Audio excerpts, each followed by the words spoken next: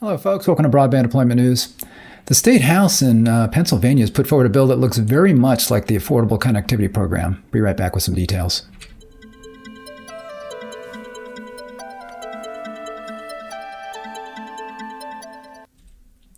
Thanks for joining me. Rick Husey here with Broadband Deployment News. So, as I mentioned, the State House, this is the Pennsylvania State House.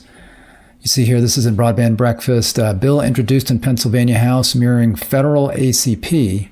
Pennsylvania bill seeks to emulate the federal Affordable Connectivity Program by providing a $30 per month subsidy for internet costs. So this is the state of Pennsylvania, so it would be for people obviously that live in Pennsylvania. And this is the House in Pennsylvania. The government's divided there. So you've had a Democrat governor for about 9 years.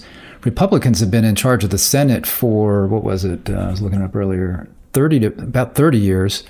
And Democrats, it's kind of back and forth on the House. Democrats have been in charge of the House for the last couple of years. So it's divided right now. Democrats have the governorship. Again, they've had that for 9 years. Republicans have been pretty solid in control of the Senate for 30 or so years. And then you've got Democrats right now in control of the House. So they've put forward this bill that looks very much like the ACP. There's just a few minor differences. So you see here, bill that would establish a statewide internet subsidy program mirroring the federal ACP. Aims to make broadband internet more affordable for households facing financial challenges by offering a $30 per month subsidy to assist with monthly internet subscription costs. So that $30 is exactly what you would get from the ACP if you were in a normal kind of area. This development comes as the federal ACP nears the end of its funding, with April 2024 anticipated to be the last full month of benefits, barring congressional action. So that's what the FCC has come out and said, is that they can make full payments for April on the ACP, and then they've kind of calculated what's left, kind of given an indication to providers and consumers what's left in May, and they'll be making those partial payments at that point. And then if nothing is done, if there's no federal reprieve, if they don't if they don't pass that ACP extension bill that was on the floor, or never put on the floor, that was proposed, then the ACP will not be continuing. There'll need to be some other program that's developed, or broadband service providers may have to step up, and we see that some are doing that, had already done that, and some are doing that. So we'll talk about Comcast here in a minute, what they're doing. The ACP, which was stood up in December 31, 2021, by a $14.2 billion allotment from the IIJA, and that's the same act that has the BEAD program in it, has been instrumental in supporting 1 in 7 Pennsylvania households, or over 760,000 families in the state alone. So 760,000 families, a little over that, are enrolled in the ACP right now. So this program would have to meet that. I guess if you were going to say that everybody in the ACP would be eligible. I'm not sure if everybody is, because I was looking at the eligibility, and there's a couple of questions I have about that. We'll take a look at the bill here in a minute as to see if it would be a one-on-one kind of one-to-one kind of thing. I don't know if it is. Pennsylvania bill, which has garnered support from 21 Democratic co-sponsors, outlines provisions to not only provide monthly internet subsidies, but also reimburse participating providers up to $100 for supplying connected devices to eligible households. That's pretty much the same as the ACP. You can get that equipment subsidy. Unlike the ACP, the federal ACP, the proposed state program would not offer a higher $75 subsidy to households on tribal lands or extremely rural households in high-cost locations.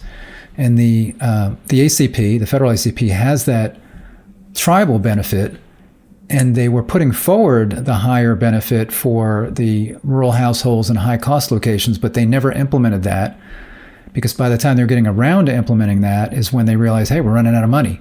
So if you were suddenly to increase, in addition to having more people sign up for the program, then you got people that were already on the program that were getting $30, and suddenly they're going to be getting over twice that, getting $75 a month because they happen to live in a very rural, high-cost area. The funds, they wouldn't have lasted as long as they did, not nearly as long as they did if they had implemented that. So that was, while that was in the program in the federal level, it was never implemented.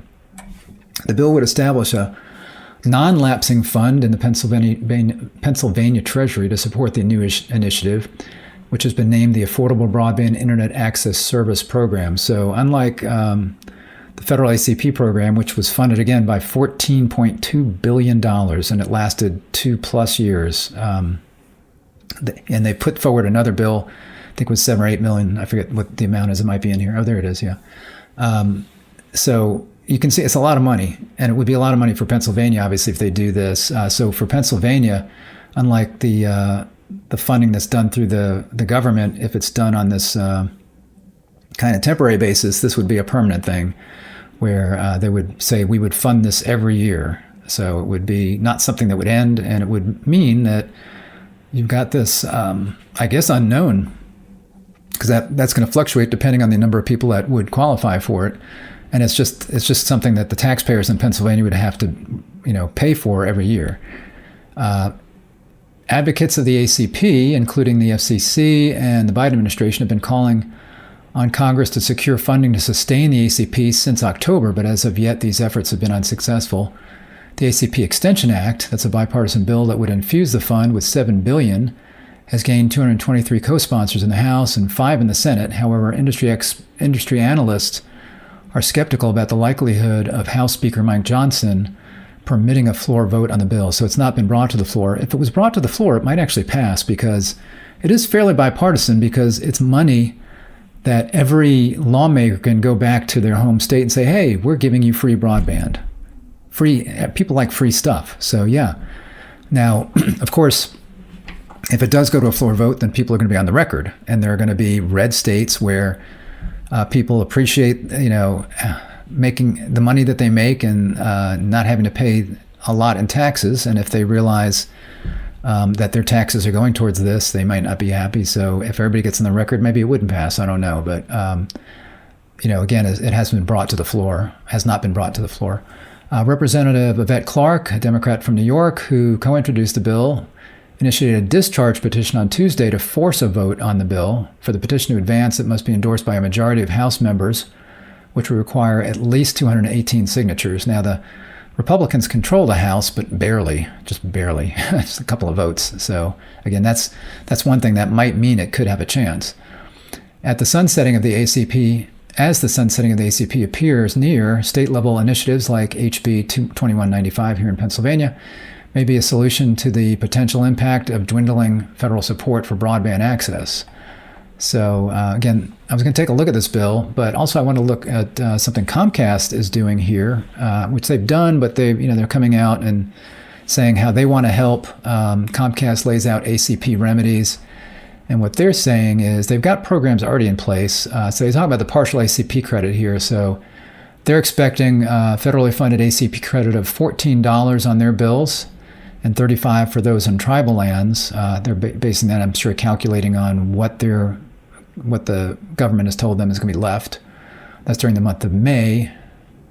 During the month of April, and then during the month of May. I'm sorry, during the month of April there'll be full payments. During the month of May, there'll be these partial payments. Then they've got their Internet Essentials program. They'll continue to offer that. It's a program launched back in 2011, so this was well prior to the ACP, as a commitment tied to its NBCU acquisition. So that's when Comcast acquired NBC Universal. So that's starting at $9.95 per month. Internet Essentials delivers downstream speeds up to 50 megabits per second. All current ACP customers are eligible to switch to Internet Essentials during the transition, Johnson said. And $10 a month is not bad for internet service at 50 megabits per second. So for folks that are low income, if they can afford that $10, it's a nice package to have. They also have one for people who can afford a little bit more, where you can get 100 megabits per second for $30 per month. So that's kind of their low cost $30 plan, 100 megabits per second. I don't know what the upstream is.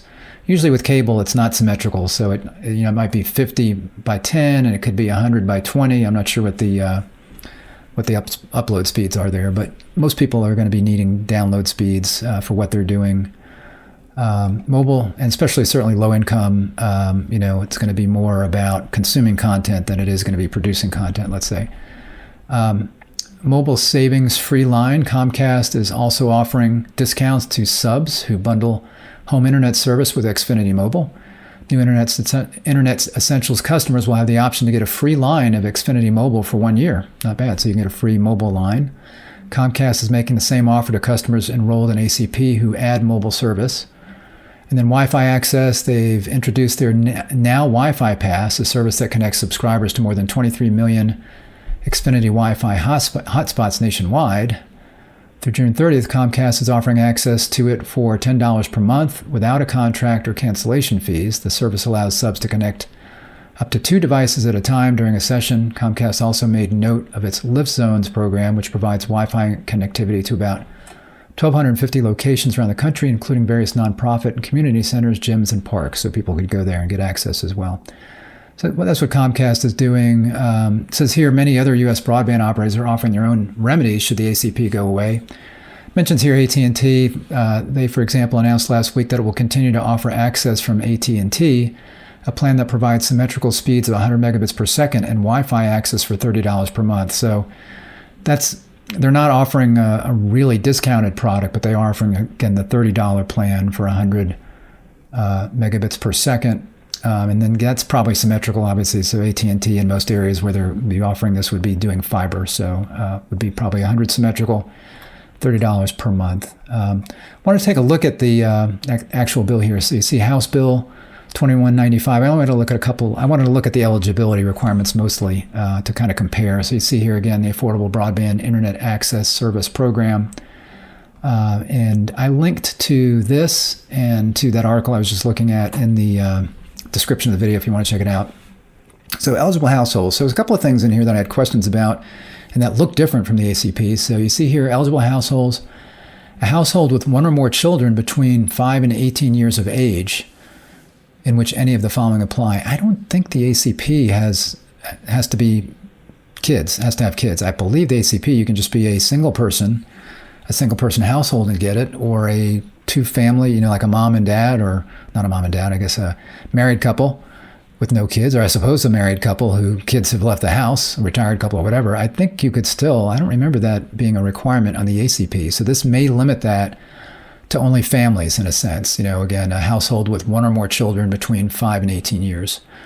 And then this was a little odd, at least, and again, 1 or more children, 5 to 18 years, in which any of the following apply. At least one member of the household has an income at or below 200% of the federal poverty level for a household of that size. So that's odd to me because you could have both parents working and a child, and getting pretty good money, and a child working at McDonald's making minimum wage. And because the child works at McDonald's part-time minimum wage, does that mean they get the benefit? Or let's say it's just a husband and a wife, and the husband makes really good money and the wife's working part-time, and she doesn't make, she's not reaching this poverty level because she doesn't make that much. So it's weird. It's like a member of the household and not the household itself. So I don't understand that. And again, I don't think the ACP is structured that way. A lot of this does kind of mimic the ACP, but that I think is different, I believe.